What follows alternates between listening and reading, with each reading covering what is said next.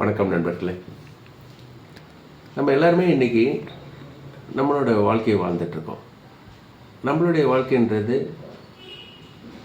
நம்ம குடும்ப சூழ்நிலை என்ன, நம்மளுடைய இன்கம் என்ன, நம்ம குழந்தைங்க, நம்ம அம்மா அப்பா, கொஞ்சமாக நெய்பர்ஸ், ஃப்ரெண்ட்ஸு, ஆஃபீஸில் ஒர்க் பண்ணுறவங்க, சில நேரங்களில் சின்ன சின்ன சோசியல் இஷ்யூஸ், இவ்வளோ தான் நம்மளுடைய வாழ்க்கையாக இருக்குது. அது தவறு கிடையாது, அப்படி தான் இருக்க முடியும் நம்மளால், அவ்வளோதான் பண்ண முடியும் நம்மளால். ஆனால் நம்மளுடைய வாழ்க்கைன்றது நம்ம வாழ்க்கை மட்டும் கிடையாது, இது உலக வாழ்க்கையோட ஒரு கனெக்டிவிட்டி அப்படின்றதையும் நம்ம புரிஞ்சுக்கணும். எப்படின்னா, இன்றைக்கி நம்ம ஒரு 50,000 ரூபாய் சம்பாதிக்கிறோம் அப்படின்னா, அந்த 50,000 ரூபாய் இன்கம் எங்கேருந்து வருதுன்னா, இன்னொரு மனிதருடைய செலவு. இன்னொரு மனிதர் அதை ஒரு சம்பளமாக நினச்சி கொடுக்குறாரு அப்படின்னா அது அவருடைய செலவு. அதே மாதிரி நம்ம 50,000 வாங்குகிறோம், இந்த 50,000 நம்மளே வச்சிட்டோம்னா இன்னொரு மனிதனுக்கான வருமானம் இருக்காது. இது ஒரு சுழற்சி. நம்ம சம்பாதிக்கிறோம், நம்ம சம்பாதிக்கிறத செலவு பண்ணுறோம், நம்ம செலவு பண்ணும்போது இன்னொருத்தருக்கு அது இன்கமாக மாறுது, நமக்கு வர்ற இன்கமும் அதே மாதிரி இன்னொரு மனிதனுடைய செலவு. அப்போது உலகம் ஃபுல்லாக இருக்கிற மக்கள் ஒரு இன்கமும் வருது அவங்களுக்கு, அவங்க செலவு பண்ணுறது மூலமாக இன்னொருத்தருக்கு இன்கமாக மாறுது. இப்படி தான் இந்த உலக வாழ்க்கை இருக்குது. அப்போ எல்லாருக்குமே என்ன ஒரு விருப்பம் இருக்குது அப்படின்னா, நம்ம நிறையா சம்பாதிக்கணும், எல்லா வசதிகளையும் நம்ம அனுபவிக்கணும் அப்படின்ற ஒரு வாழ்க்கையில் இருக்கக்கூடிய எல்லா இன்பங்களையும் நம்ம அனுபவிக்கணும் அப்படின்னா நமக்கு பணம் வேணும். அப்போ நிறைய பணம் சம்பாதிக்கணும் அப்படின்னா, இப்போ ஒரு பணம் அப்படின்றது ஒரு ரிசர்வ் பேங்க் தான் பிரிண்ட் பண்ணுறாங்க. அவங்க நினச்சாங்கன்னா இன்றைக்கி ஒவ்வொருத்தருக்கும் ஒரு 5 கோடி ரூபாயை பிரிண்ட் பண்ணி கொடுக்க முடியும். ஆனால் அப்படி பண்ணால் என்ன ஆகும்? எல்லோரும் 5 கோடியை வாங்கிட்டு வீட்டில் உட்காந்துக்குவாங்க. அந்த 5 கோடியை செலவு பண்ணும்போது அவங்களுக்கு தேவையான எதுவுமே கிடைக்காது. ஏன்னா எல்லாருமே வீட்டில் இருப்பாங்க. யார் அது மேனுஃபேக்சர் பண்ணுறது, யார் ஹோட்டல் நடத்துறது, யார் கார் பைக்கெலாம் மேனுஃபேக்சர் பண்ணுறது?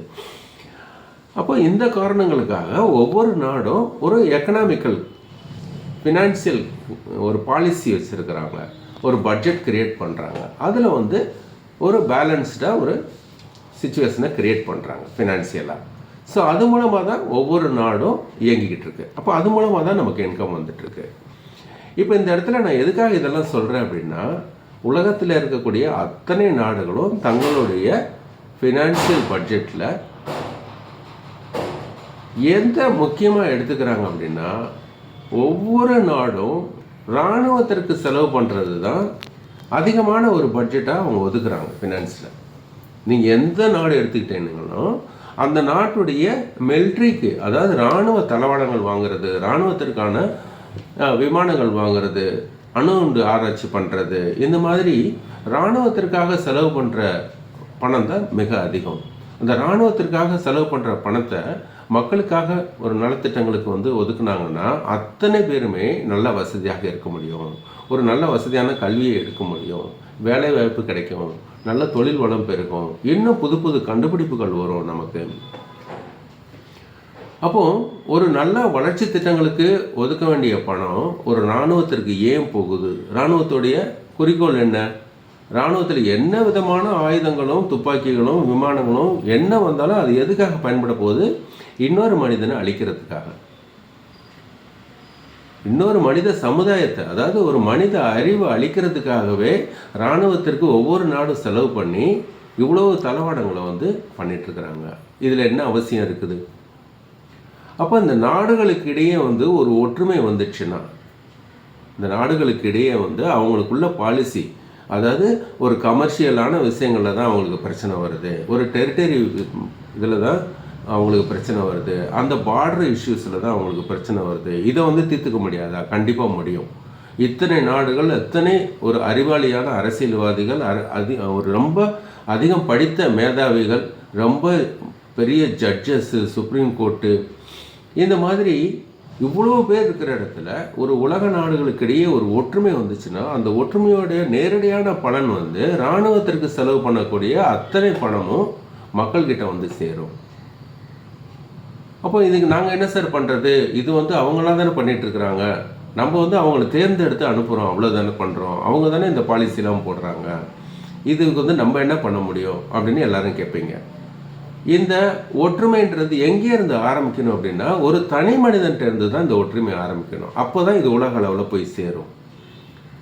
நம்ம வீட்டுக்குள்ளேயே நமக்குள்ள ஒரு ஒற்றுமை இல்லை. இன்றைக்கி ஒரு சகோதரர்கள்கிட்ட ஒற்றுமை கிடையாது, கணவன் மனைவி கிட்ட ஒற்றுமை கிடையாது, பக்கத்து வீட்டுக்காரங்க கிட்ட ஒற்றுமை கிடையாது, ஆஃபீஸில் வேலை செய்கிறவங்க கிட்ட ஒற்றுமை கிடையாது. இங்கே ஆரம்பிக்கிற ஒற்றுமை தான் நாடுகளுக்கிடையே ஒரு ஒற்றுமையை கொடுக்கும். நீங்கள் யோசிச்சு பாருங்கள், பாகிஸ்தானில் இருக்கிறவங்களும் ஒரு மனிதர்கள் தான், நம்மளுடைய சகோதரர்கள் தான். யோசிச்சு பாருங்கள், அவங்களுக்கு நமக்கு தனிப்பட்ட விரோதம் எதுவுமே கிடையாது. ஆனால் ஒரு கிரிக்கெட் மேட்ச்சில் இந்தியா பாகிஸ்தான் விளையாடுறதுனா நமக்கு அவ்வளோ ஆக்ரோஷமாக இருக்குது. நம்ம ஜெயிக்கணும் அப்படின்றத விட அவங்க தோக்கணும் அப்படின்றதுல ஒரு வெறி இருக்குது நம்ம எல்லாருக்குமே. இது நான் ஒரு உதாரணத்துக்கு சொல்கிறேன். இது எல்லா நாடுகள்கிட்டையும் நாடுகளுக்கு இடையே இருக்கிற பிரச்சனையை மனிதர்கள் தங்களுடைய தனிப்பட்ட பிரச்சனையாக எடுக்கிறாங்க. ஒரு மத ரீதியான பிரச்சனைகள்லாம் மதன்றது ஒவ்வொரு மனிதனுடைய விருப்பம். அந்த மத ரீதியான விருப்பத்தை எங்கே எடுத்துக்கிறாங்கன்னா நாடுகளுக்கு இடையே இருக்கக்கூடிய பிரச்சனைகளுக்கு கொண்டு போய் அதை ஒரு பிரச்சனையாக்கி இன்றைக்கி உலகம் முழுவதும் அது ஒரு பெரிய வார் நடந்துகிட்ருக்கு. அப்போது இந்த உலகத்தில் மனிதர்கள் முன்னேறணும், மனிதர்கள் அத்தனை பேரும் வசதியாகவும் சந்தோஷமாகவும் இருக்கணும் அப்படின்னா நாடுகளிடையே ஒற்றுமை வந்துச்சுன்னா நாடுகளுக்கிடையே இருக்கக்கூடிய அந்த இராணுவ தளவாடங்கள், நீங்கள் பண செலவெல்லாம் கூட விட்டுருங்க, அந்த இராணுவத்தில் போயிட்டு இறந்து போகிற வீரர்கள் அவங்கெல்லாம் அதுக்காகவே பிறந்தாங்களா? அவங்களுடைய அறிவெல்லாம் வெறும் மனிதர்களை கொல்றதுக்காகவே இருக்கணுமா? அதெல்லாம் நம்ம மாற்றணும் அப்படின்னா தனி மனித ஒற்றுமை, நம்ம வீட்டிலேருந்து அந்த ஒற்றுமை ஆரம்பிக்கணும். அந்த ஒற்றுமை இங்கேருந்து ஆரம்பிச்சதுன்னா உலக நாடுகளிடையே ஒற்றுமை வரும் அப்படின்னு நான் நம்புகிறேன். நீங்களும் ட்ரை பண்ணுங்கள். நன்றி.